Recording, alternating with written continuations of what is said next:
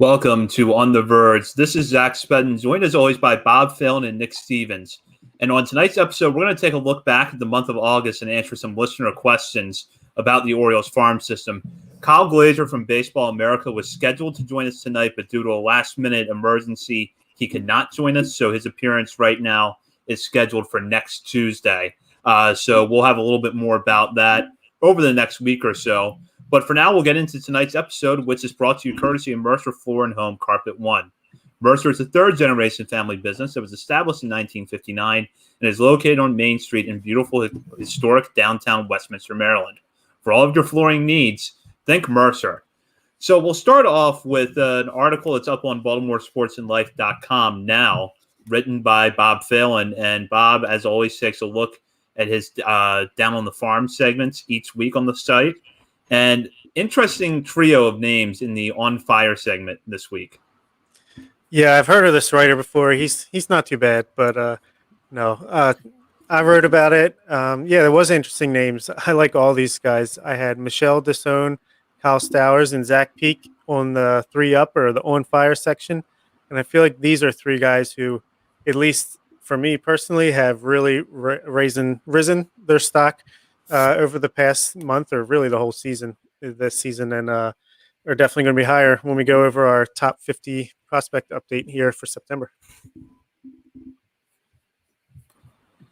Yeah, Stowers is a name that kind of jumps out at me because he feels like he's a guy that's really jumping up prospect boards right now because of how good his power has been this year.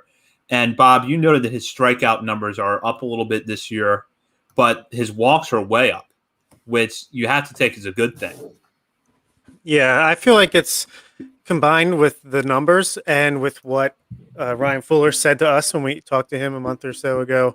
I feel like he is making a concerted effort into noticing his pitch, zeroing in on it, and giving it his A swing. So that could lead to more strikeouts, but if he's only swinging at the pitches he thinks he can get to with that power swing, that could be why there's more walks, and maybe they're more willing to sacrifice the strikeout for the power right now. So, and he's got plenty of it, man. He hits the ball hard. It goes far.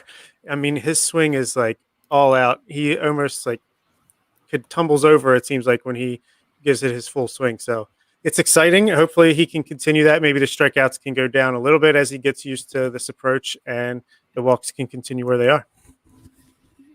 Yeah, I just think about when we had Eric Longenhagen on, and he said, that Kyle Stowers swing is like he literally corkscrews himself into the ground. It's almost like cartoonish, and it's pretty exaggerated, but he's playing so well this year. And I mean, yeah, he has the 34. Looking at his numbers now, 34% strikeout rate when he was with Aberdeen, and a 30% strikeout rate in Bowie. I mean, I don't know about you guys, but I'm willing to turn the other way and kind of ignore those strikeout numbers when he's walking around close to 15% for the year between the two levels. When you have that high of a walk rate, you have an on-base percentage north of 375 between two levels. It's at 375 right now at Bowie, a 145 WRC plus. I mean, he's well above average hitter, and he leads the entire organization right now with 21 home runs. So I think in this day and age, we've had Stephen Loftus on. We talked to plenty of other guests that we've had on the show that have basically all said the same thing. That's Major League Baseball now. It's strikeouts. And so I'm willing to turn the other way and kind of ignore those numbers when you look at everything else at his stat line and everything else he does. And even the defense, that's something that there are a few guys on my list that I wanted to pay attention to the defense more this year, because I feel like we have a good idea of what these guys are like at the plate and with a lot of these hitters. But the defense, I've been wanting to see him challenged a bit more. And when we were all in Bowie together a couple weeks ago, I think he made one throw where you could really see the arm strength, which is a big bonus for me as well. So the defense is there for him as well. He's kind of this, slightly fuller image of who Kyle Stowers is, and it's a pretty good ball player here. Yeah, he's not going to be one of those guys that gets stuck at first base as he moves up. You can tell that he's got the tools to at least be an above-average outfielder at the major league level. And the book on him coming out of Stanford in the 2019 draft was a lot of power, but you're going to have to take the strikeouts to go with it. And I think the question that the three of us had coming into the season was, what are the walks going to look like, and is the contact going to be there? Because we know that the home runs and the strikeouts are going to be there. And Bob, you actually had Stowers off your top 30 at the beginning of the year, correct? Yeah, I did. It's embarrassing now, but just goes to show the work he put in the time since the 2019 season where his walk rate was like 7% or something. It was not good, and he was striking out a lot, not as much as now, but I don't know. I just didn't see it with him. I saw him live a few times in Aberdeen in 2019, and it just wasn't that impressive. I do think he's noticeably better now, but yeah, I definitely had him off there. And like I said in the article, I feel like he's a tall, athletic frame, but he's not like bulked up. So I feel like there's even some room to grow as far as that power goes. Kind of like Ryan Mountcastle. You know, when he was coming up, he was athletic frame, and then as he got stronger, as the closer he got to the major league level, that's when the power really started to come. So if there's any more power here in Stowers, it could be 40 home run type stuff. Yeah, I think there is more power there. And the biggest thing for me, though, is those walks. Like with Mountcastle, we've seen that you're not going to get guys with 5% or lower walk rates to improve on that. That's who he is. That's what Ryan Mountcastle is going to be for his whole career.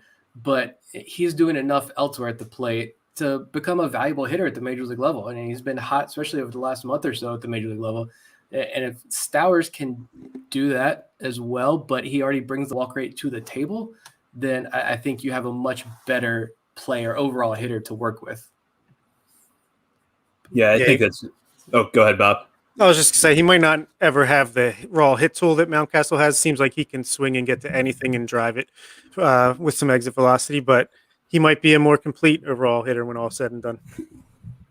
Yeah, and then certainly I feel like we have a better grasp of what his potential is, and there's reason to be excited about him going into 2022, especially, right now he's really lining himself up to start next season at AAA, which I think even if the three of us had a completely optimistic view on Stowers coming into this year, I don't know that we would have said he'll start 2022 at AAA because he's going to go to AA and actually be better than he was at High A. Certainly not. I mean, it's going to be him and Robert Newstrom leading the charge in the outfield for AAA Norfolk to start 2022, and it's like Yusniel Diaz who?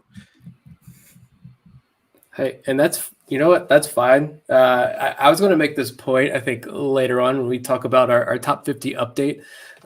Go ahead, become a patron, little as $3 a month, and you can get that updated list on Wednesday. But, with Yusniel Diaz, I don't care about the Manny Machado trade anymore. It is what it is. It's done. It's gone. Diaz is here. He's not playing that well. Could this be the end of Yusniel Diaz? I don't know. Probably, because it's been really bad. But when you have guys like Kyle Stowers and Robert Newstrom stepping up, Johnny Reiser, Zach Watson, and there are questions about those guys as well, but when you have all of these outfielders stepping up that they are in Bowie, I'm not concerned about Diaz's struggles anymore as much as I would be if Kyle Stowers was hitting, 210 with a 35% strikeout rate and 9 home runs right now in Bowie. I'd probably be more concerned, and we'd probably be talking about Yusniel Diaz right now and how the outfield depth, Kerstad's still not on the field, and who is the future outfielder of this team outside of, Colton Cowser and such. But I feel pretty good about this outfield situation, even if Diaz is struggling. I mean, people kept saying, why do they keep drafting an outfielder? Why are they drafting another outfielder? Well, this is why. Depth is not a bad thing ever. The worst case is what? You have a bunch of studs that you can trade for some stuff, or they all miss. I guess it's actually the worst. But, I mean, depth is definitely a good thing. We have it all over the place now, at least on the positional side of things. So, and this is where it comes in handy. Yeah, I completely agree. And I know this is something we'll probably get into in the course of our discussion tonight, is that you're not just drafting outfielders who play one outfield position. There's a lot of outfielders in this system now that I think have the ability to play all three positions. And you've got some guys, I think particularly lower in the system, that could move on to the infield dirt if you needed them to, in addition to playing one or two outfield spots. So, while you're seeing a lot of college outfielders in particular enter the system, it's not like they're stuck at one position. They could potentially handle 2 or 3 positions, and not all of them are going to be in the outfield.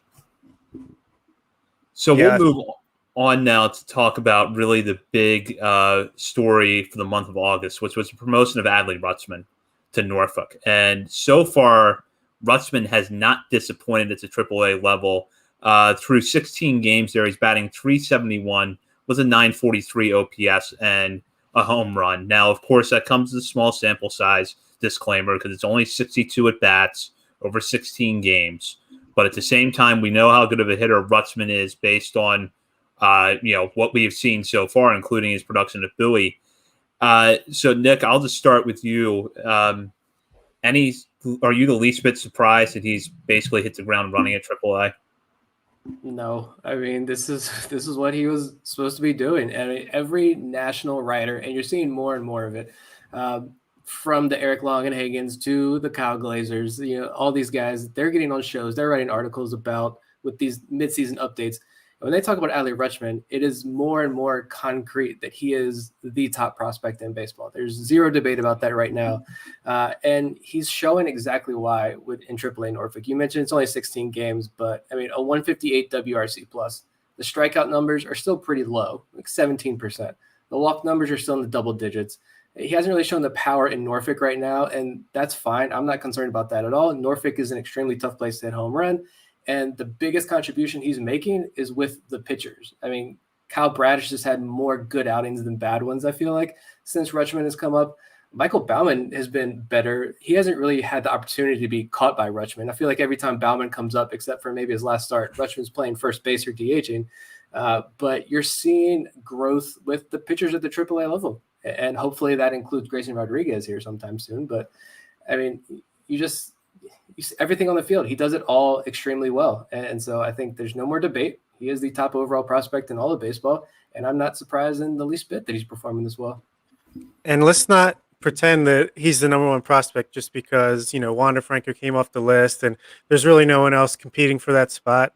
I mean, Bobby Witt Jr. is absolutely demolishing baseball in general as like 20 years old and is killing it. Julio Rodriguez, same thing. Young international prospect with tremendous upside and is performing. I think Adley Rushman is cementing himself as a generational talent, and it's obviously you have to come up and do it, but he's passing every test along the way here.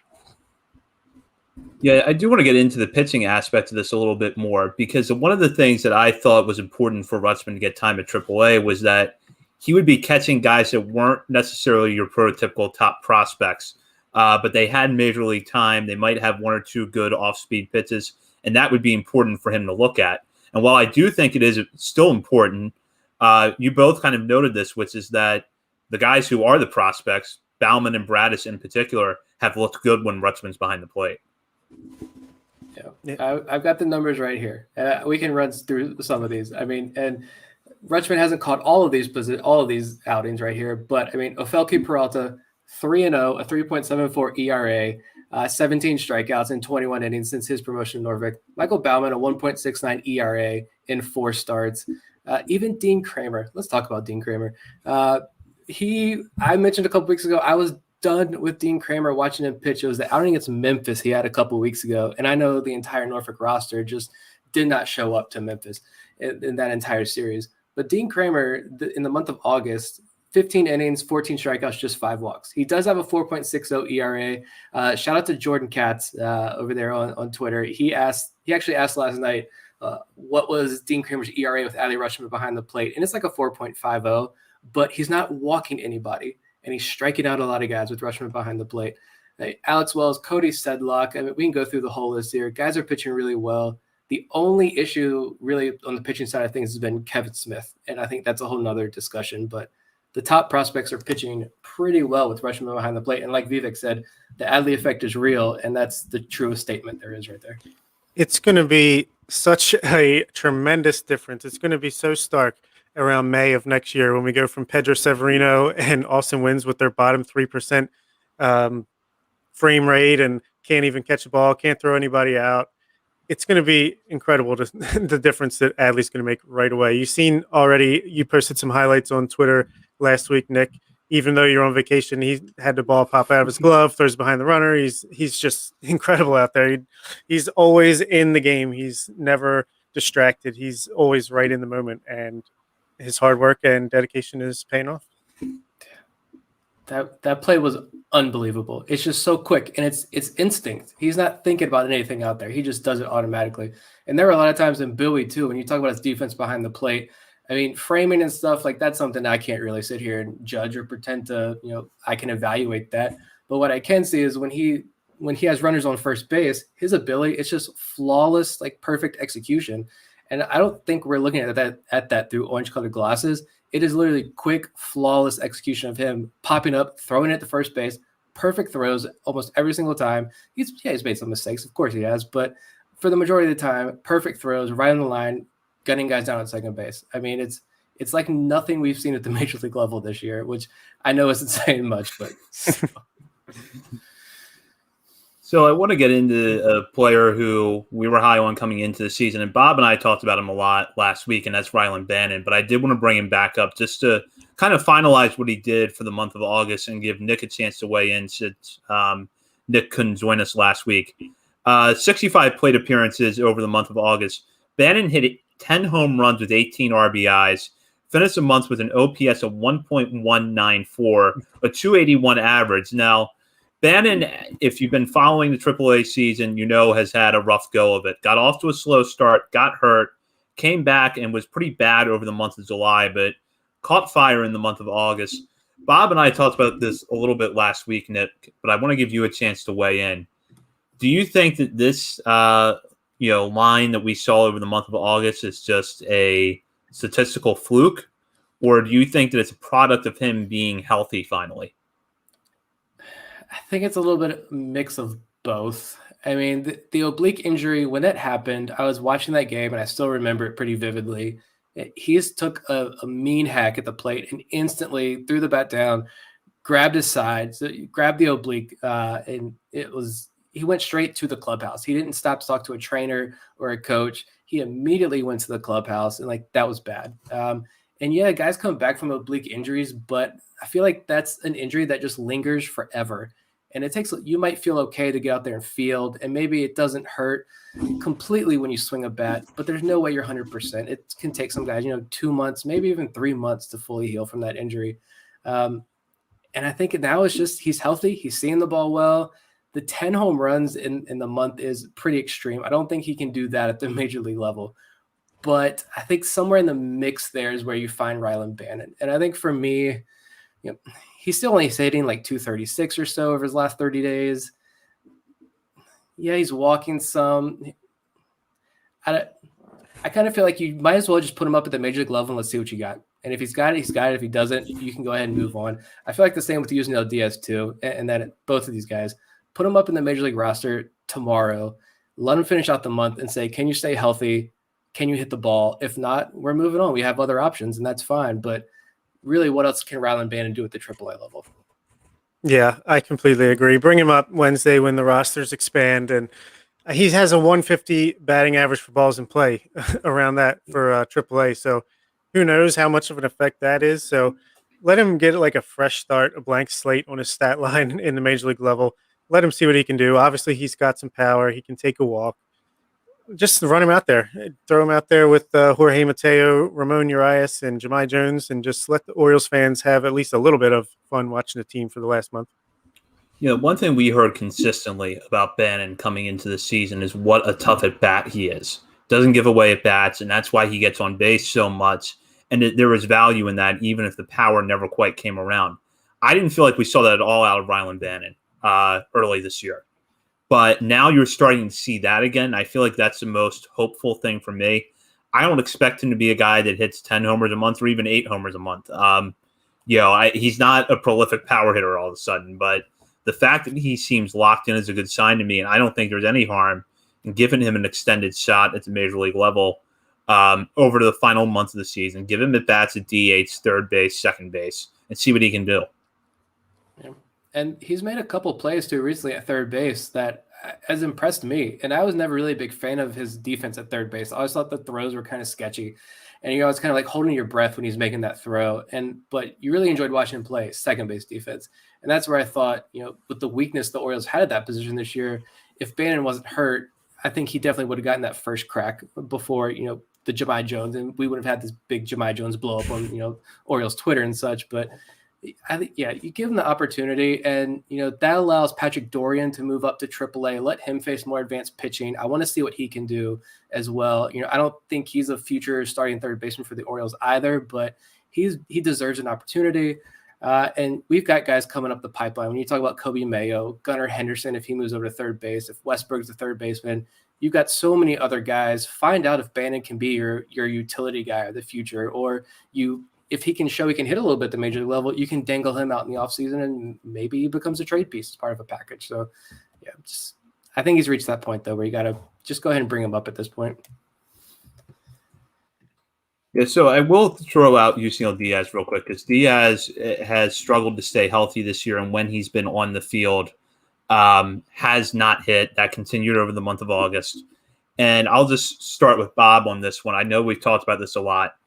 First off, do you feel like he's been fully healthy at any point this year? And then secondly, knowing what we know right now, would you give him that run over the month of September to see what he does, even if he only ends up with, say, 25 plate appearances or so?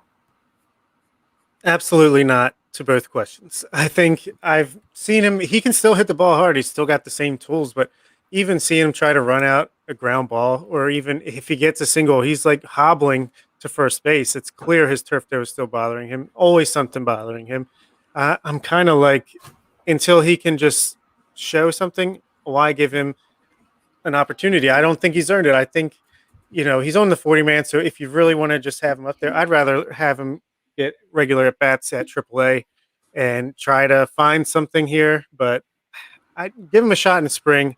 Let him try to start fresh and maybe if he's healthy, he can win a job out of spring training. But I'm kind of just like writing him off. And if he can do something, then great. That's a bonus. I mean, 44 games. That's it. That's all he's played this year. And it's a WRC plus is 23 right now in AAA. Like league average being 100. I'm not a mathematician, but 23 is not very good. I mean, it could still be healthy too. You mentioned that it is turf toe. So that's just like the oblique injury. That's going to linger forever. And same thing. I haven't really seen him challenged out in the outfield. So like, is he sprinting out in the outfield and making those plays? I don't think I've really seen any to judge if he's healthy that way. It's frustrating. I think I mentioned a couple weeks ago that I was like still on the Diaz hype train, but like I gathered my things and I was pretty much ready to hop off. Like I think I've hopped off the guys in Bowie, like I just mentioned, watching the Bowie outfield, that's a must-watch crew every single night.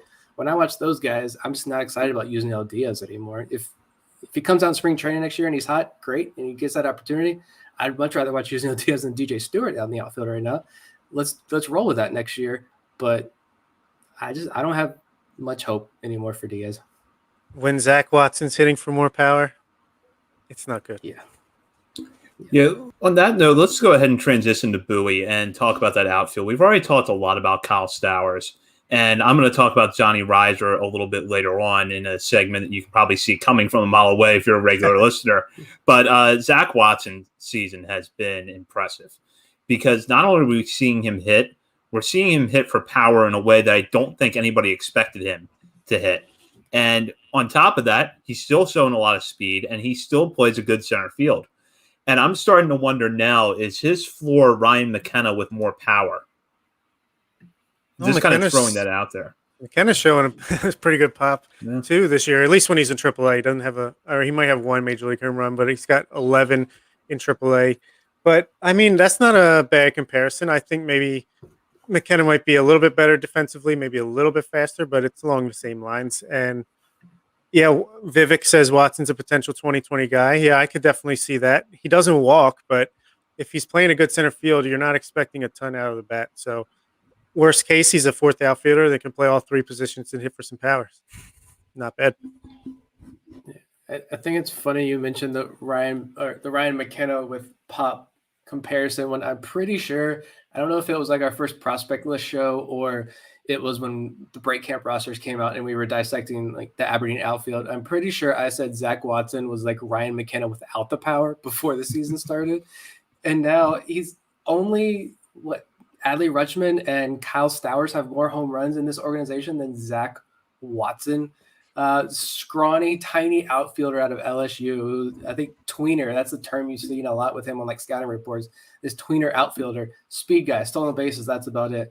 And now he has 18 home runs this year between high A and double A. It's great to see.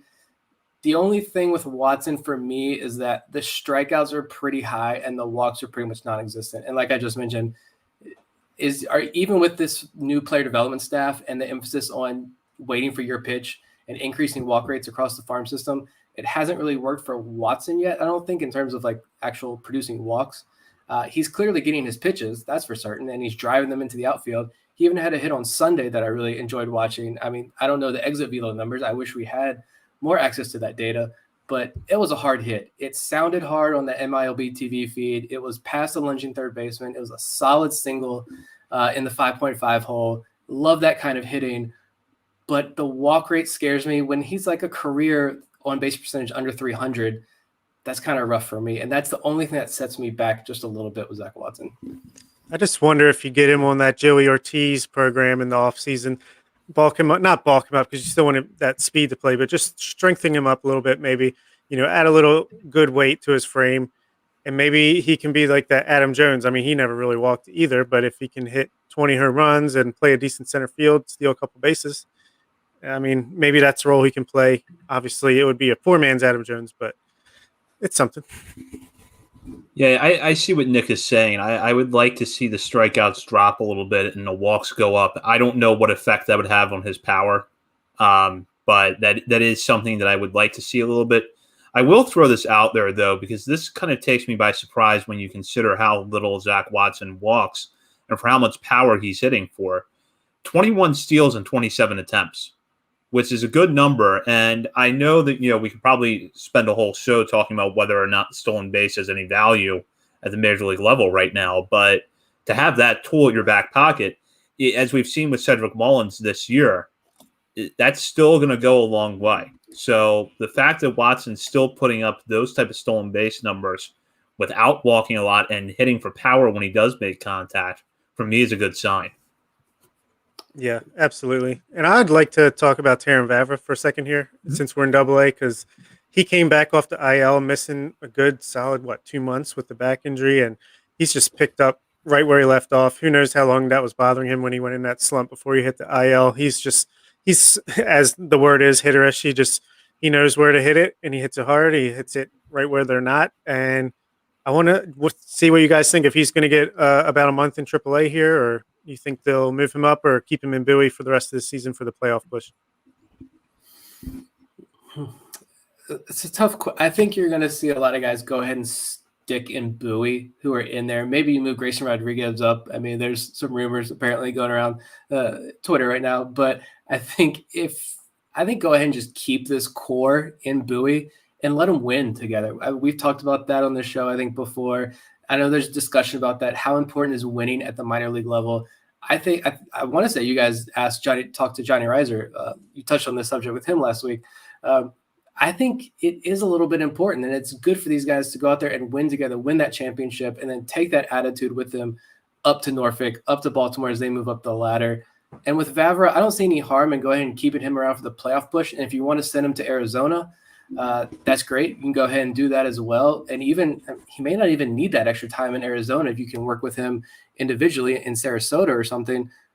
Because I think with Vavra, for him to hit as well as he did when he came back from his rehab assignment, to me, like, this is a guy who he's playing exactly like I thought, or at least I was hoping he would play when we acquired him from the Rockies, which is fantastic to see. And I really think this guy has a future as a really valuable utility player at the major league level. Not like a Stevie Wilkerson utility type player who provides no value whatsoever, except for like one catch that people want to hang their hats on. Other like a true utility player that he's going to provide a lot of value, even if he's not in the starting lineup every single day. I'll throw this out there as far as middle infielders are concerned. Terrin Vavra, I think, performance-wise, is worthy of a promotion to AAA, and I think it would be a test for him. But I might almost put Caden Grenier up there. Because with Grenier, we know how good his defense is. The Bats had some ups and downs this year at Bowie. He does strike out too much. But overall, I think that you look at the numbers, and they're about what you reasonably would have hoped for coming into this year, maybe a little bit better. And the other thing, too, is that I'm looking at kind of the offseason implications. Terrin Vavra is getting a 40-man roster spot in the offseason. I have zero questions about that. I don't know quite what to make of Grenier. I do think you'd have some teams that are interested in him for his defense if he were available in the Rule 5 draft. But I'd also like to see what he does against more advanced pitching, because if he goes up to Norfolk and does roughly the same as he is in Bowie, I might be inclined to protect him just to have that depth in the system and let him, get an extended time at AAA next year. But if he's not pushed this year, I don't know how you assess that. Maybe the Orioles feel like they can, see what they need to see by leaving him at Bowie. But if you're going to move a guy up, I might almost go with Grenier for that reason. Let Vavra stay in Bowie, get fully healthy, hopefully have, an extended run in the playoffs, and go to Arizona after that. Yeah, it's not a bad. I would have to really look at the roster, and I'm sure we will do that in a month or so. But to really figure out if I'm leaning towards not protecting Grenier. That's just my initial instinct there. But Vivek says if they cut Martin and add Grenier, maybe that's an option. I mean, if they brought Martin up for a few weeks earlier just to see what they had going into the offseason and they sent him down, so maybe they didn't, love what they saw. But there's just so many questions this offseason. It's going to be a really, really important offseason for the Orioles. And just back, one last note on Vavra is I feel like he's one of these guys. Mountcastle's the same way, born with a bat in their hand. No matter what, they're going to hit. Doesn't matter. So that's just what he's going to do, and it's just find him a spot. We'll see if him and Jahmai Jones compete for second base, but if he could play center field, maybe shortstop, DH in a pinch, that wouldn't hurt either. Yeah, definitely love Vavra. And with Grenier, I was thinking about that too, before with Vivek's comment there about cutting Richie Martin. With the Orioles sending Martin down to AAA, like what is that because there's something there with the injury where they say, look, maybe you're not fully healthy and we just don't know. Is there something that they sent him down specifically to work on? Or is this they're just not on the Richie Martin hype train anymore and they're just ready to move on from him? I don't know. If they're ready to move on from Richie Martin, then I guess unless you're going to go out and sign the Carlos Correa that everybody's going out there demanding, unless you're going to sign a big name free agent shortstop, then I mean, why not go ahead and protect Grenier? Let him move up to AAA, see what he can do against that. I mean, he gets on base. He's got a .350 on base percentage this year.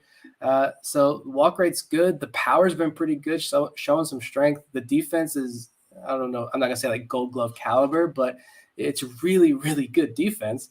So that could be a guy. Mason McCoy's not that guy. We know that. I think we figured that out this year. So if you're going to shuffle through some shortstops again next year, I guess go ahead and give Grenier a chance. You can always remove him from the 40-man at some point next year and cut bait. Yeah, I got it. You say you protect him for the Rule 5 draft. Then you sign Correa after that. And then you waive him, pass him through waivers, and keep him in your system. So I feel like we can't move on from Bowie without bringing up Grayson Rodriguez. And his most recent start, which came on Saturday, was another dominant one. 5 innings, 3 hits, 2 runs, 9 strikeouts against 2 walks. And we've seen him tested in a few more outings this month than I think we had seen previously, but we've also seen him work through it a little bit. So I'm going to go really with 2 questions here. The first one is one we've kind of addressed before, but I want to circle back to, which is, does he get time at AAA? And secondly, does it bother you that he basically never works past the 5th inning, or he does rarely? I don't think so. I mean, they're limiting his innings. Obviously, if he has an outing where he's at 50 or 60 innings after 5 innings, I think he's gone 6 innings maybe once or twice this year. But I think it's more of just damned if you do, damned if you don't kind of thing. Like if you push him too much, people are going to say, you got to protect that arm. He's your future. You're wasting it in the minors. So I'm not too worried about that. But I do think he will get time in AAA, whether or not it's this week with the rumors going around, or if it's just after Bowie's season ends and he gets a week or 2 up in AAA. I think they're going to want to see that before the end of the year. I think the sign was when, I think there's a quote from Mike Elias the other day or a week or so ago, where there are daily discussions about when the best moment would be to move up Grayson Rodriguez. That's exactly what they said like 2 weeks before they moved up Adley Rushman. So it's going to happen. It needs to happen. But with this was a question that I have for Kyle Glazer when hopefully we can get him back on next week. Is this commonplace across minor league baseball? And because I know every single time there's a Grayson Rodriguez start, or really any start, I know everyone jumps in, not everyone, but a lot of people like to jump in on the comments, on Twitter and say, 4 innings, what the heck's going on? Like, oh, another 75 pitches, there we go, take him out, you're not challenging him. I do get that to an extent. I wonder, you're protecting guys this year. Is it going to hurt them next year when you ramp them up a little bit? Or are we going to ramp them up a little bit? Or is this, I think that you guys were talking about this a little bit before we came on the air, are we preparing guys for the Tampa Bay Rays model style pitching to go, hey, if you can only go 4 dominant outings, then that's fine. Go ahead and give us 4 dominant outings, and then we'll shorten the game that way.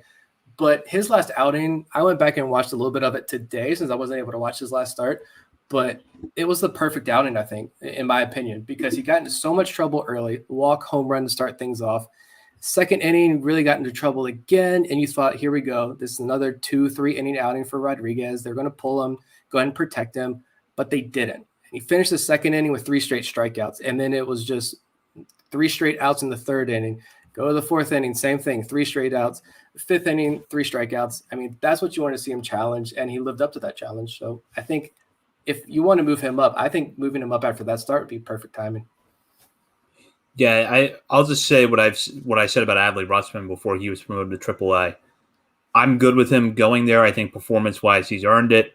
But do not root for Grayson Rodriguez to get to Norfolk this year because you think it will get him to the major leagues faster next year. Because there's a lot riding on that we don't know right now. One of the main things being service time manipulation and what that's going to look like in the future. But otherwise, performance, his performance warrants it. I think he's been tested a little bit more recently and has worked his way through it. And that, to me, is a great sign. I would almost prefer to see that than to have him promoted, after a month of just straight dominance. Because now you feel like, okay, he has been tested a little bit.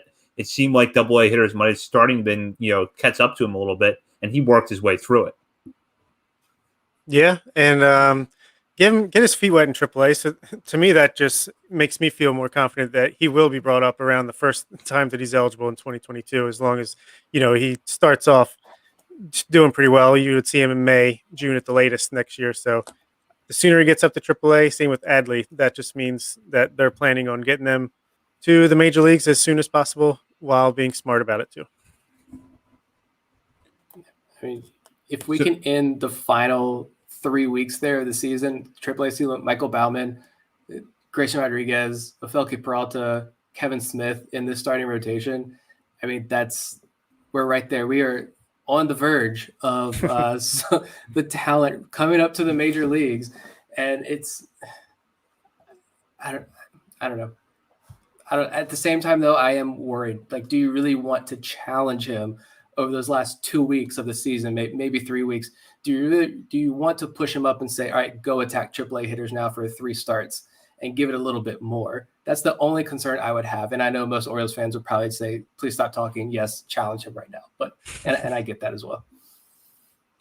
So before we move on to Aberdeen, do either of you have anything else you want to add about Bowie? I mean, I just think yesterday, Garrett Stallings on Sunday looked really good in his outing. I think he started, hopefully that's the sign of him settling in with Bowie. And Drew Rom, another pitcher that got the promotion from high to AA. The stats don't look great, but I really enjoyed his outing as well on Sunday. It seems like they have Rom and Stallings piggybacking each other, which I'm fine with to close out the season. Rom definitely was the wrong end of a really bad call from the umpires that extended his outing when it shouldn't have been. But he did really good attacking hitters early and finishing guys off with fastballs up and out of the zone, getting guys swinging. I think that's more promising signs to show that, this cupboard isn't bare and there are some good pitching prospects down there. And even if the stat lines don't really show it when you look them up, when you watch these guys pitch, you see a lot of really good things happening right now. And it's just the pieces are all there. And now I have all the faith in the world of that Bowie staff starting to put those pieces together over the final few weeks. Completely agree with that. And I'd just like to note that Jordan Westberg, he struggled in his first 3 weeks or whatever in AA, but not too worried. Or I think it's only 2 weeks, actually, 11 games. He did the same thing in Aberdeen when he got promoted. He batted .205 in his first 11 games for the Ironbirds, and he slowly adjusted and figured things out. There was a decent article I read, maybe it was Steve Maluski. God damn it. I forgot how to pronounce his name in this spur of the moment, but where he talked about, I think it was Ryan Fuller and a couple other guys who just said that, he's just adjusting to a little bit extra velocity right now. They think he's doing all the right things and he's going to make the adjustments, and it's good for him to be challenged, like Matt Blood said to us. So, yeah, and it's been a long season, first professional season, and he's moved up 3 levels. So it's a lot to work with. So don't worry too much. Completely agree with that. And I'll move on now to a pitcher that I know all three of us are pretty high on and have been really excited about this year, and that's Zach Peake. And Zach Peake was actually featured in Bob's Down on the Farm piece this week. And we've known all year really how good Peake is, but I thought Bob really captured it today on BaltimoreSportsAndLife.com. Yeah, I think people are sleeping on him. Maybe they're not, but I just feel like he's being underrated right now just because his base stats, like his ERA is a little bit higher than a lot of guys that people might be a little bit more excited about. But he has had a lot of bad luck this season. He's got a high batting average, balls in play against him. His first start of the year, he got rained out after 2 innings. Like, I just feel like he's pitched a lot better than his baseline says. He has a strikeout rate over 30%. What was the stat that I was going to put to? Oh, yeah. His FIP and XFIP is like a lot lower than his normal ERA. And his stuff is just filthy. You just watch the video and you can see it. His breaking pitches, his off-speed pitches are completely nasty. And if he's going to continue to try to get that velocity up as he did in the last offseason, very long offseason, then I think this guy, his floor is like a high leverage reliever just with the stuff he has. So I think his ceiling and his floor is pretty high, and I'm starting to get excited about him. Even more so. Yeah, there's another point that I could make about pitchers in the lower levels of the minors that we'll save for when we talk about our top 50 prospect update. But with Peake, I'm going to say I am starting to get a lot more excited about Peake as well now that he's dominating in high A. I mean, 4 starts this month, 3.63 ERA. You mentioned the FIP is a little bit lower. 19 strikeouts, only 3 walks in 17 and 1/3 innings. That's dominant. And that last outing, that was a light switch for me. I mean, it was the stuff, the changeup, the swing and miss, getting guys on the breaking balls out of the zone. These high A hitters really haven't had an answer to his pitching at this point. And it's fantastic to see Zach Peake pitch this well and make that jump from low A to high A, because we've seen other guys. One guy in particular that I've been very burned on pretty badly, Ignacio Feliz, hasn't been able to make that jump. We've seen a lot of bad pitching in high A for Aberdeen, I feel like, this year. Outside of, when Drew Rom and Garrett Stallings were here, there's not been a lot of great pitching there, and Zach Peake is making it look easy. So hopefully he comes back to Harrisonburg here this offseason and trains again, and beers and dinner on me, man, because he's putting up a great rookie season. The one thing that I love about the way he's pitched at Aberdeen, especially lately, is that he's not walking anybody. He's had like a few outings, I think, where the walk rate has been driven up because he's walked a high number of guys over a short span. But he's really did not walk anybody in the month of August, and that walk rate has dropped since he went to Aberdeen. That's really the thing that I like the most, and Nick talked about this a little bit, which is we're seeing that changeup develop. Because I think we knew coming into this year that he had a good fastball, but we weren't sure about the secondaries quite as much. But that changeup, I think, is really improving. And we saw, I think I read something on draft night when we did that live podcast reaction where that someone noted that the Orioles feel like they can teach guys changeup, and maybe they're right. Yeah, that was the emphasis. He said coming out of college, that was his swing and miss pitch, and he felt really comfortable with it. Then got to pro ball with the Angels, wasn't really feeling it, wasn't getting guys swing and miss on it. So the Orioles sent him the velo program to increase the fastball velocity, and it was all change up on top of trying to increase your velo. And so far, it's working. He's putting it all together, and I really think that last start, I hope he doesn't come back and burn me this week when he makes his next start, but I feel like that last start was the one time where he put it all together, and everything was working in that start. And so hopefully that's a big corner that he's going to turn, as he has maybe 3 starts left in the season. On another note with Aberdeen, this was a topic that we were planning to talk about with Kyle Glazer tonight, and we'll bring it up next week if it's still relevant then, and that's Gunnar Henderson, who's been a little bit more up and down at the plate at high A certainly than he was at low A. Struggled a bit in the month of August, and that's driven his overall numbers down. I'll just start with Nick here. Has anything you've seen with Henderson over the last 30 days or so given you a little bit of pause, or do you think that this is just part of the growing pains, so to speak, for a young player at that level? I think it's just growing pains, and I'm not really concerned at all. I mean, he is starting to heat up a little bit. He's walking consistently this entire time. Even when he's not hitting the ball, he's walking. You've seen the average tick up. He's getting 1 or 2 hits a game now. I think Sunday, he was 0 for 2, but he drew 2 walks. So like you're seeing that kind of performance from him. He is still so young. I mean, I'd have to pull it up to see how much younger he is compared to the rest of the competition in high A. It's young, 2-3 years probably younger than the pitchers he's facing. It's part of the process. He may not be catching on as quickly as maybe you'd like to see, but not concerned at all with Gunnar Henderson. If anything, I think it's the defense that's scaring me the most because I feel like every time I watch, it's a throwing error. And I think he has 13 or 14 errors on the season, and most of them are throwing errors. The arm strength is there, but the accuracy really hasn't been there for him. But this was something I was anxiously waiting to ask Kyle Glaser about was, he wrote this article and mentioned that play in the lower levels of the minor leagues hasn't been that great this year. Specifically defense as well hasn't been that good this year. So I wonder if this is just a product of the pandemic. Guys are still feeling the effects of that, and it's just taking time to settle in, or what it is with Henderson. But I'm not really concerned at all, and I don't think anyone else really should be at this point. Yeah, I'm not concerned either, especially, I think I mentioned this one last week, but I just want to really dive into this here. Marco Luciano, number 6 prospect in all of baseball for the San Francisco Giants. He is a 6'2" shortstop who is only 2 months younger than Gunnar. He is all their age. Like, everyone loves this guy. Gunnar is also a 6'2" shortstop. He weighs a little bit more based on minorleaguebaseball.com. But just compare their numbers for low A. Gunnar, he batted .312 with a .944 OPS. Marco Luciano batted .278 with a .930 OPS.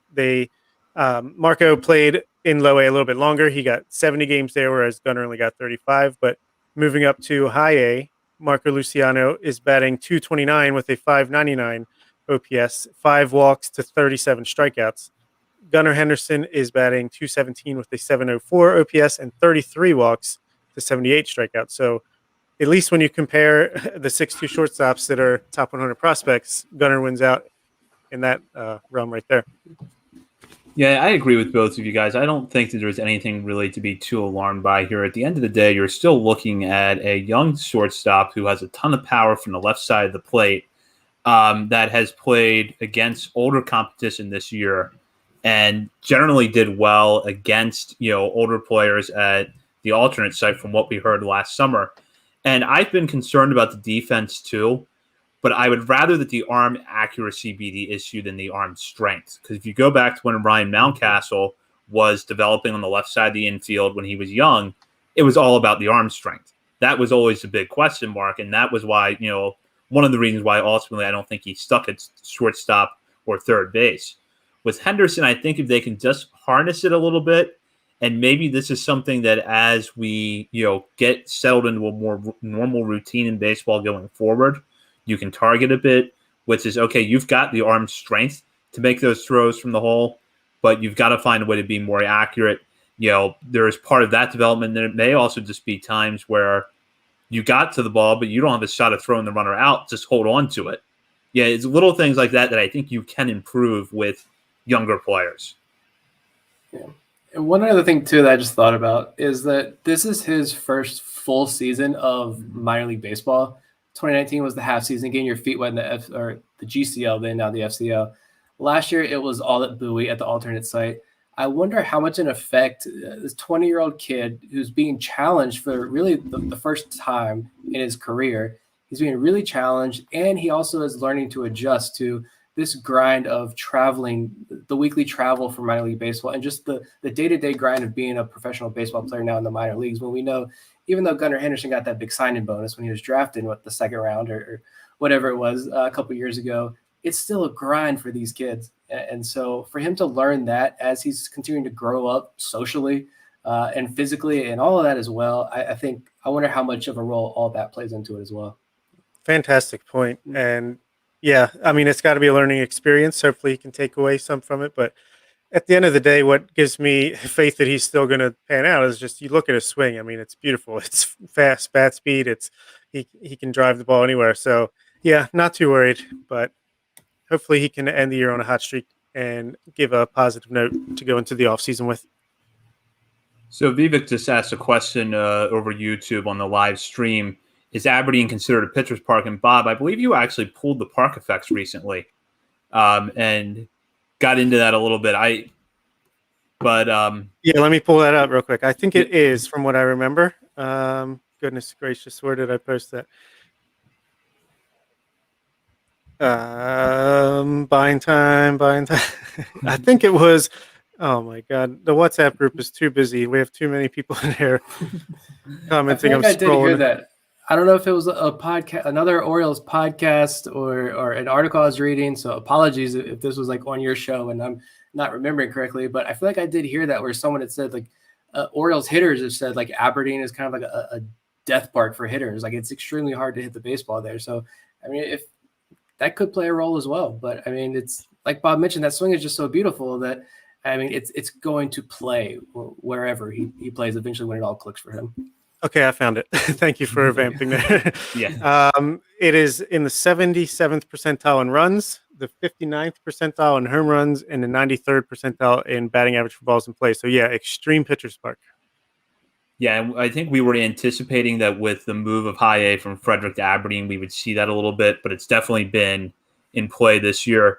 And before we move on from Aberdeen, I do want to shout out Hudson Haskin, who unfortunately is done for the year as a fractured thumb injury, but he looked really good over his time in Aberdeen. And I think overall, when you look at his numbers between two levels this year, you have to feel pretty good about what he put up, especially with the fact that he had a 381 on base percentage between the two teams. So, Nick, anything there about Haskin? Yeah, I mean, that was really unfortunate when I saw that news. And I feel like I heard something about JD Mundy possibly having the same, broken finger, fractured finger or something as well. So that might be the end for JD Mundy as well. But with Haskin, yeah, I think there are a lot of questions about, will the swing work? Do the Orioles need to change the swing? And clearly, I don't think they need to tamper with that swing too much at this point.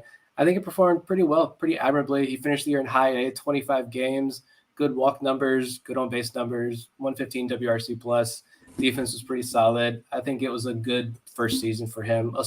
Coming out of a mid-major college program. I mean, I don't know if you could ask too much more of Hudson Haskin from his first taste of pro ball.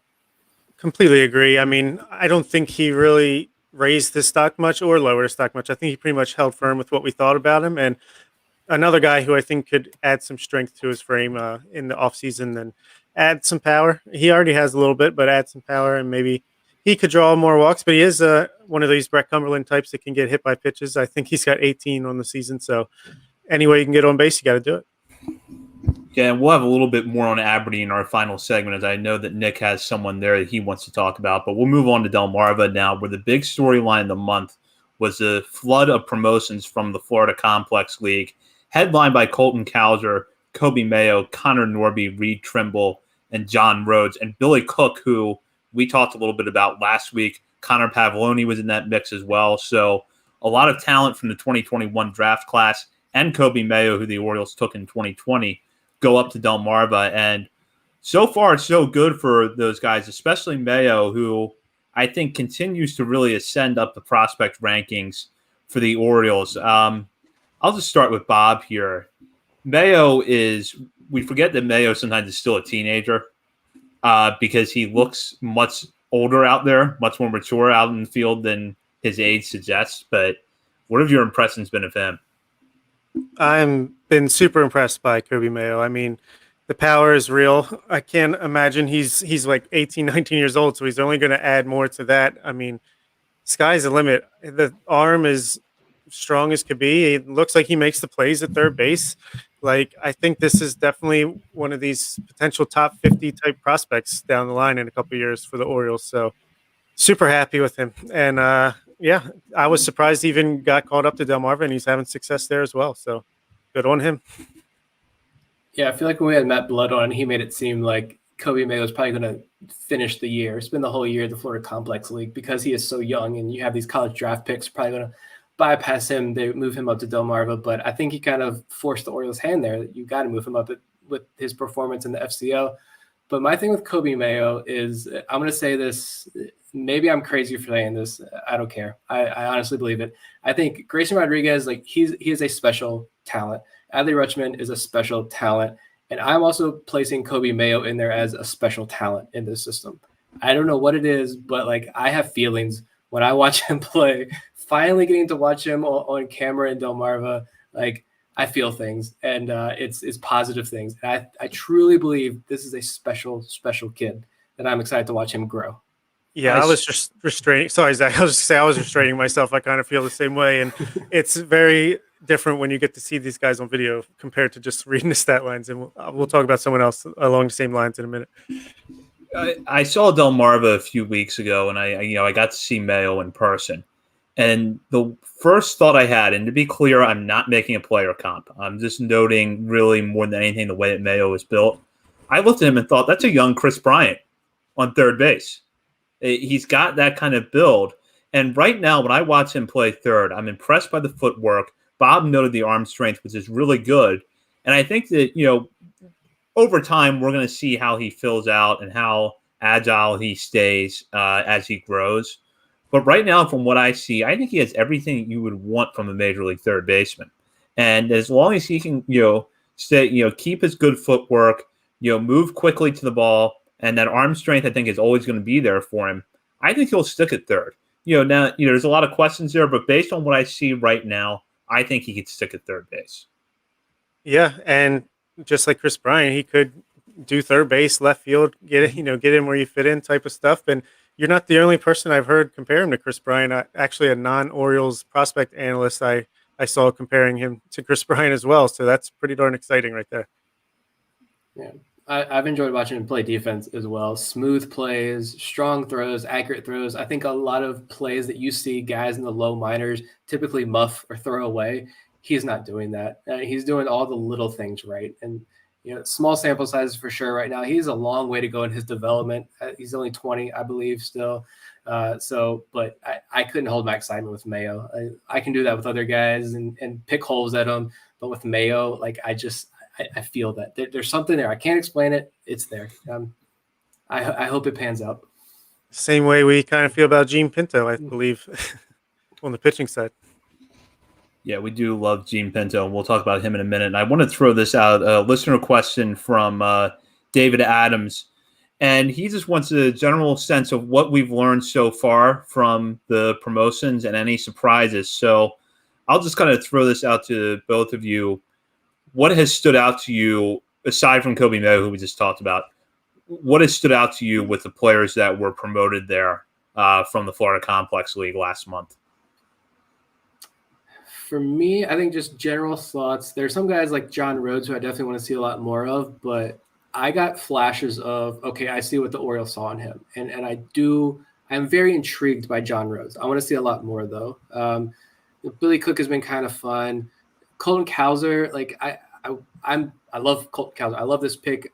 Stephen Loftus made me more excited about Colton Cowser when we did our pre-draft coverage.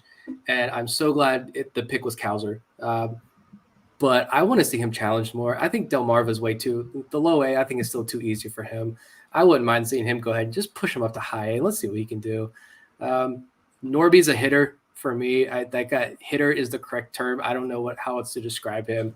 He hits the ball extremely well. But the biggest surprise for me, a guy that I really like, is Jacob Teeter, the first base prospect out of the D2 ranks. He has multi-hit performances in like more than half of his game so far. He's hitting the ball really well, good defense, a big guy. He's a massive human being and looks kind of awkward because he still has like this baby-looking face, but this mammoth man body. And he goes out there and he looks like he has a lot of fun out there in the field as well. So Teeter is a guy that I am very, very intrigued by, along those same lines of, I think Bob mentioned this in the chat earlier, that T.T. Bowens, J.D. Mundy style, these big masher first basemen that the Orioles have at the lower levels of the minor leagues now.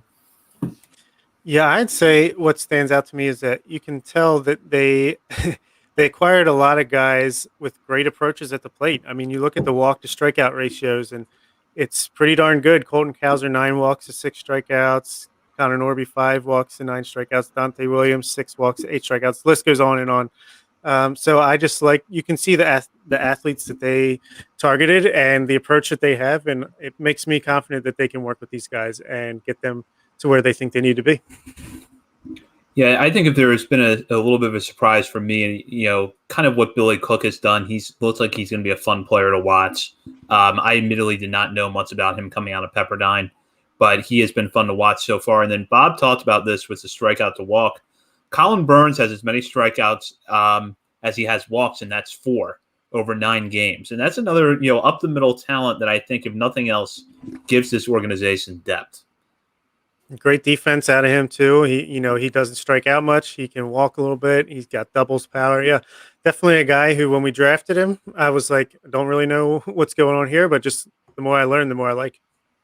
So I'll throw out another question from David, and I think now that we've touched on the key players from these drafts, it's a good time to answer it. Who will be the first call-ups from each of the 2019, 2020, and 2021 drafts? Well, I mean, I'm going to say the 2021 draft. I'm going to stick with Connor Norby. I feel like, I don't know, middle infielder, maybe, as long as the defense is there, because we know the Orioles prioritize defense when it comes to their second base prospects. As long as the defense is there, then I think he could be a fast riser, just to be contrarian instead of saying like Colton Cowser. Bob, take away with the other ones while I look up the other draft. Yeah, it's got to be Colton Cowser for me from the most recent draft. He's just so polished, and he's shown it already at 2 levels. Like you said, he could join Sal Frelick as moving up to high A already. For 2020, it's got to be Jordan Westberg. He moved up 3 levels this year already, and even if he starts next year back in AA, he would be in AAA before not too long, I would assume. And then, of course, Adley Rushman for 2019. He'll be up as soon as he can be next season.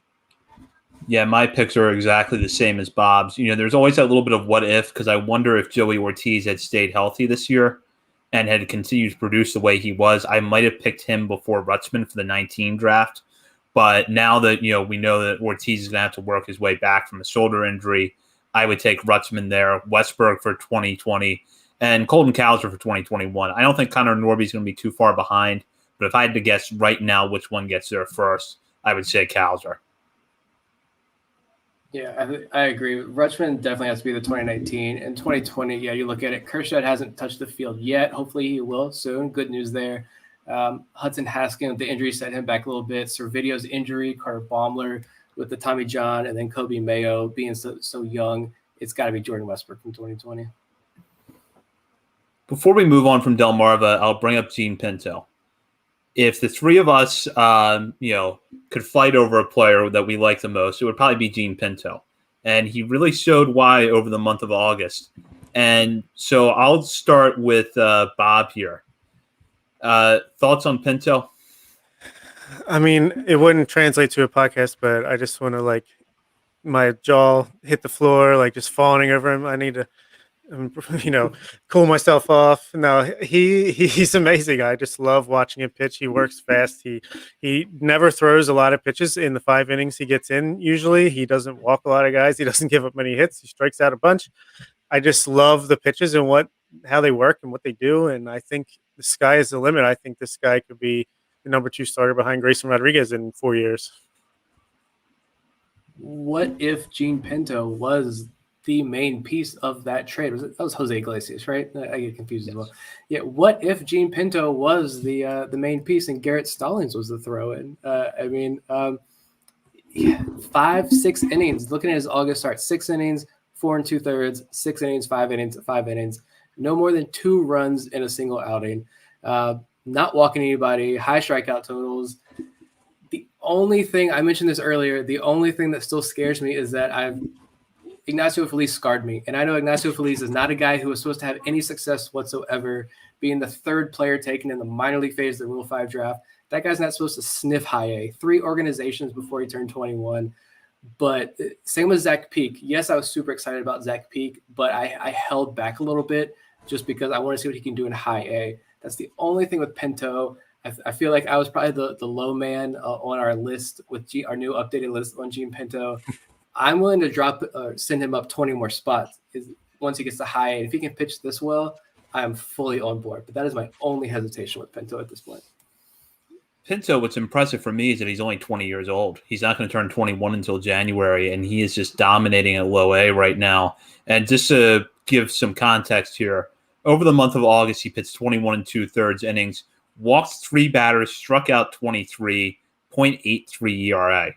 So that, I think, really tells you in a nutshell how dominant he was, but it doesn't tell you something we've seen a lot when we've watched his outings, which is how good that 3-pitch mix is, how good his fastball looks when he's at his best. So, I agree with Nick. I do want to see him tested. It's probably not going to be this year, but I want to see him tested at high A next year before I fully buy in. But I've been very, very pleased with what he's done this year. So, I just wish every pitcher, you don't even need the pitch clock, just teach everyone to throw like Gene Pinto, and baseball games will be 2 hours and 15 minutes, and it'll be the greatest thing for the sport of baseball to bring his energy, his excitement. That's one thing that I do love as well. He is enthusiastic out there on the mound, and I feel like even when he's not pitching and they cut away to the dugout, he's there on the top step, interacting with his teammates, having fun watching those games. I love the energy he brings out on the field, and I wish there were 50 Gene Pintos in this organization. Yeah, so we'll go now to a question from friend of the show, Eric Garfield, who we had on a few weeks ago to talk about the Florida Complex League. He asks, if you were planning a road trip to see the affiliates in the playoffs, where would you be confident in seeing the most or best games? I would say I'm going to go out on a limb. I know Bowie's already in playoff position, and Delmarva has some work to do to get there, but with the help of the 2021 draft picks and the aforementioned Gene Pinto, I gotta say Delmarva is going to just come in hot down the stretch and pull in there and have some great games to watch if you're an Oriole fan. Yeah, I think Bowie kind of scares me. If they lose Grayson Rodriguez, how much are they going to be able to replace him there? I know this might be not the right way to answer this, because Norfolk doesn't technically have a playoff, but they get some like postseason competition there. So I'm going to say I'm going to Norfolk to watch Grayson Rodriguez and Adley Rushman and Michael Bauman and all those guys try to take, because I think it's 2 extra series they get, and it's teams with the highest winning percentage win some prizes or something that they're doing instead of a real playoff. So I'll say Norfolk with an asterisk there, since it's not a real playoff. I'll go with Bowie because I think by the time the playoffs roll around, Jordan Westbrook will be hitting like he did at Aberdeen, and that will be fun to watch. And even if Grayson Rodriguez does get promoted, you're still going to have some pretty good pitchers down to AA level. So I'll take Bowie. So Nathaniel asked this question: how do you think the front office evaluates hot streaks like Ryland Bannon's when deciding whether or not to call a player up? I'd just say that Michael Elias did mention that Ryland Bannon is soaring when he had that little media scrum and Bannon was on fire, but he didn't bring him up. So I think maybe they use a little bit more of the internal metrics that they have. Like, I don't know how lucky they're being. I don't know what they do, but clearly it didn't help Bannon get up here. So I can't think that it means much, because Jahmai Jones was on fire earlier in the season. They didn't bring him up. They actually brought him up when he was kind of cold. So I'm not sure what goes into the decision, but I don't think it's performance on the field. Yeah, you have to go back and look too. Were they hanging breaking balls that he got a hold of and was able to send out? What quality of pitchers was he facing? We have to go back and look. There's a lot of home runs, a lot of games to go back and look during that hot streak. But I think a lot of those factors cut into it. And yeah, he might have been hot, but then you've seen him recently. He's kind of cooled off again. I don't remember the last time his home run. It's been a couple of days. A lot of 0 for 3s, 0 for 4s recently. So it's a streak, yeah, and maybe you do want to bring him up when he's hot, but if you don't think he can sustain that, then I think that's the issue where you go ahead and maybe keep him down. But yeah, it's probably just a small piece, if any piece, to that equation. You would hope that they don't completely ignore it, but at the same time, I think, like both of you said, there's probably a lot of data that goes into those decisions, and some of it, and probably a lot of it, we don't have access to. So I would say that, maybe it gets Bannon on the radar a little bit more, but I don't know that it would be the major factor in deciding whether or not to call him up. So Preakness07 asks, this time next year, who are the starters at each position? So I think to simplify this, let's go with the starting 9, and you guys can throw out as many pitchers as you want to put in there. If you want to go full 5, that's fine. If you just want to go the pitcher that you're going to be, devoting your whole evenings to watch, that's fine too. And we're talking major leagues here, correct? I would guess so, yes. I guess I'll start. I'll say Adley Rushman is your catcher in August 30th, 2022. Ryan Mountcastle is playing first base. Taron Vavra is playing second base. I will say Ramon Urias is playing shortstop. I'll say Kyle Seager is playing third base. Austin Hayes is in left field. Kyle Stowers is in right field. Cedric Mullins is in center field. And let's see, who's my DH? Let's go Robert Newstrom is your DH. And Grayson Rodriguez is in the starting rotation. Michael Bauman's in the starting rotation. John Means. That's it. That's all I got. It's Rutzman's obviously going to be the catcher at this point next year. I think you're going to have Ryan Mountcastle probably at first base. Trey Mancini probably traded, probably not on the roster here. Second base, either Jahmai Jones or Terran Vavra. I'm probably going to say Vavra there. Shortstop's going to be some free agent signing. Probably some guy that they were hoping to flip, maybe didn't, or it's going to be like another, it could be Ramon Urias or it could be a Caden Grenier type situation there. Carlos Correa. Yeah, hopefully one of those big free agent signings though. Third base, I don't know. I mean, this is tough, and I didn't have to pull up the Orioles roster. I don't watch Orioles games anymore. Hayes, hopefully, sure, he's up there. I don't think Santander is back. I don't think DJ Stewart hopefully is not on the roster next year. I think that your outfield is probably something like Austin Hayes, Cedric Mullins, and I don't want to say Diaz because I don't think he's going to cut it either. I don't know. That's a question. Yeah, it is. Thanks a lot, Preakness 07. I think I'll say this. I do feel more confident now in saying that I think that they are going to sign more free agents than we've seen in the past.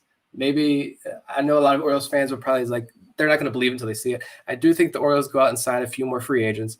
And so you're going to see Rodriguez up. You're going to see Rutzman up.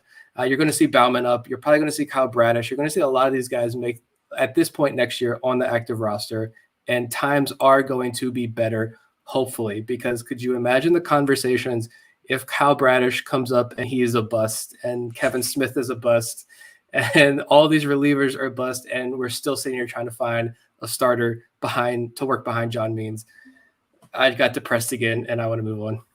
Right, stop explaining Dan Connolly's wildest dreams right now. I'll go over my picks real quick. At catcher, there's going to be Pedro Severino back there again. I'm just joking. It's going to be Adley Rutzman. First base will be Ryan Mountcastle. Second base will be Terran Vavra. I'm going to throw out a name, and I don't really know why I'm throwing it out. I just am. The third baseman will be Eduardo Escobar. He hits for power, probably be signed to a reasonable contract. He'll be at third base. Ramon Urias at shortstop. Austin Hayes in left field. Cedric Mullins in center field. Kyle Stowers in right. Anthony Santander will be traded in the offseason. And I'll just go ahead and say that I think Trey Mancini's DH. And just interpret that as you will, because I don't want to get into the whole extensive debate right now. But let's just say Trey Mancini's DH. And then your rotation will have John Means and Grayson Rodriguez in it. It's a fun team. And maybe DL Hall gets healthy and lights the world on fire too. So, yeah. And when the Orioles' big free agent signings of the offseason are Eduardo Escobar and Sandy Leon, you heard it here first. Hey, you make Vivek happy if you do that. Yeah. It's not a bad move. We'll going back to the minors now. Any thoughts on the Florida Complex League and the Dominican Summer League? I know we're going to touch on some Florida Complex League stuff in our final segment. I did want to mention one thing for August, which is that we finally saw Creed Willems on the field.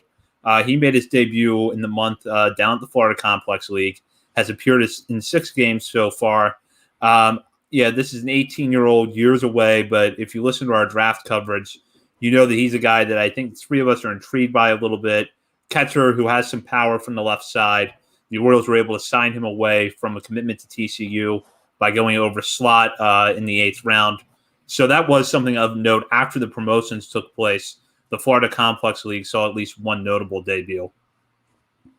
Yeah, and I think the FCL is still pretty exciting right now on a day-to-day basis. We have Steven Acevedo, Isaac De Leon, Michel Deson. There's lots of the international talent like we always talk about. And even down in the Dominican Summer League, you got Samuel Basalo starting to put things together offensively, hit his 4th home run today. Michael Hernandez still needs to fill out his frame, but he's walking a good amount and not striking out a ton. Anderson De Los Santos bursts onto the scene, and then there's a few pitchers that are performing well. Don't know how sustainable or what their stuff is, but it's at least a good start. So it's.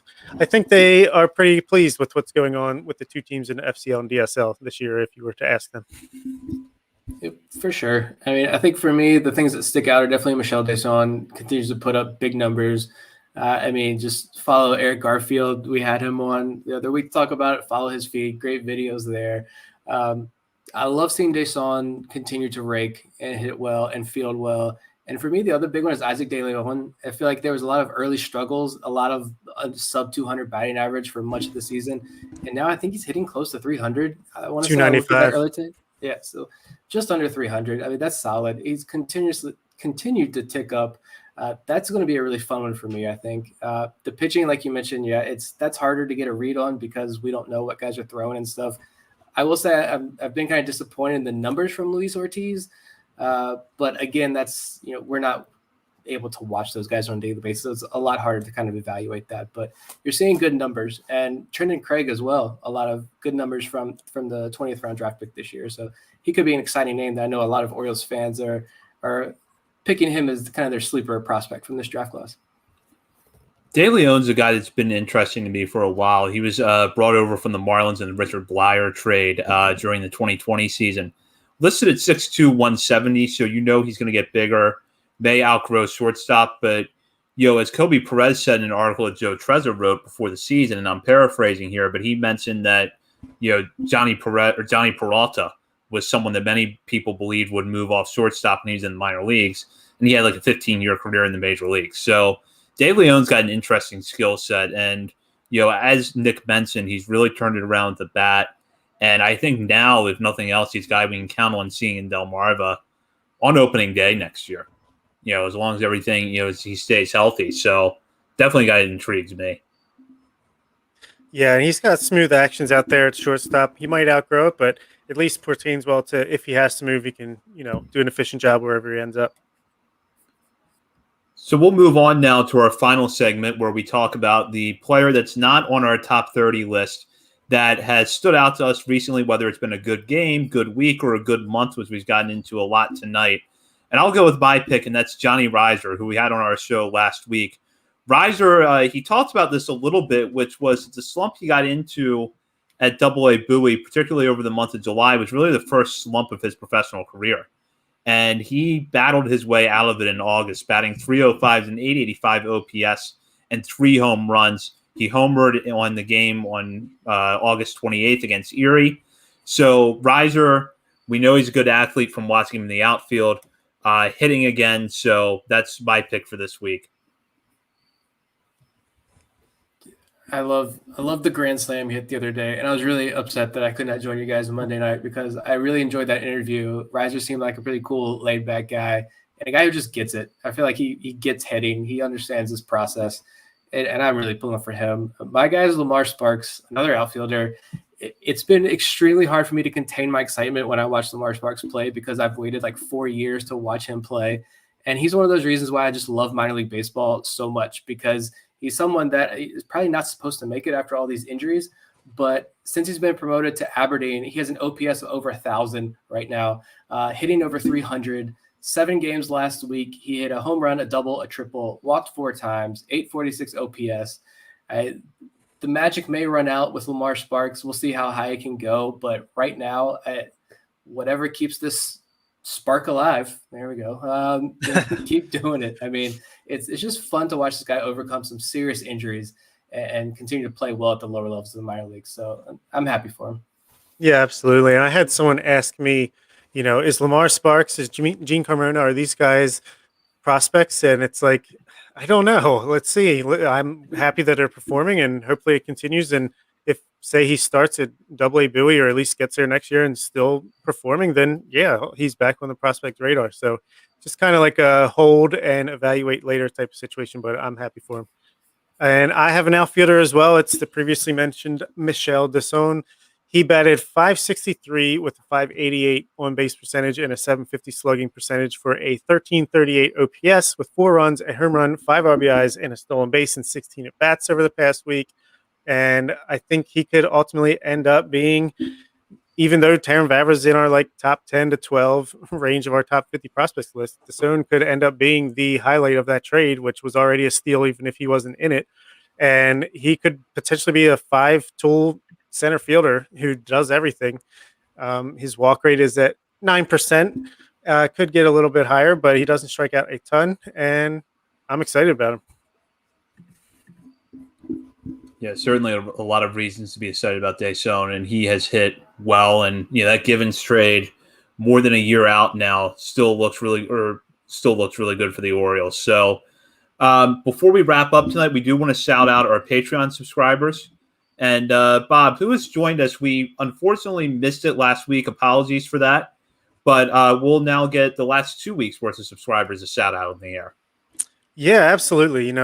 We got a few since a couple weeks ago. We got Keith, no last name given, Ryan Corwell, Alex Gaines, Justin Daly, the man on YouTube, Vivek Shukla. Appreciate him big time. And Will, I guess his last name is Schmidt, because it wasn't listed, but I can see it in the email. He actually originally pledged at a lower amount and then raised his amount and said, "You guys are great. I want to give you more." So that's amazing. Thank you so much, William. And shout out to those guys. And if you want some more, or not if you want some more, if you want to join them, go ahead and sign up, and you'll get a pretty good bonus right away with our top 50 prospect update, which will be laid out in text form. And we'll also have a little mini post show here coming up to talk about it. Yep. So in the meantime, we'll be back next week with Kyle Glazer, and we'll have updates on that at BSL and the Verge on Twitter. And be sure over the next week to check out BaltimoreSportsAndLife.com, not just for the articles that Bob wrote that we discussed tonight, but for all of our great Orioles, Ravens, and other sports coverage. Be sure to join the message board and join the discussion there with our readers as well as our contributors. For Nick Stevens and Bob Phelan, this is Zach Spedden. You've been listening to On the Verge.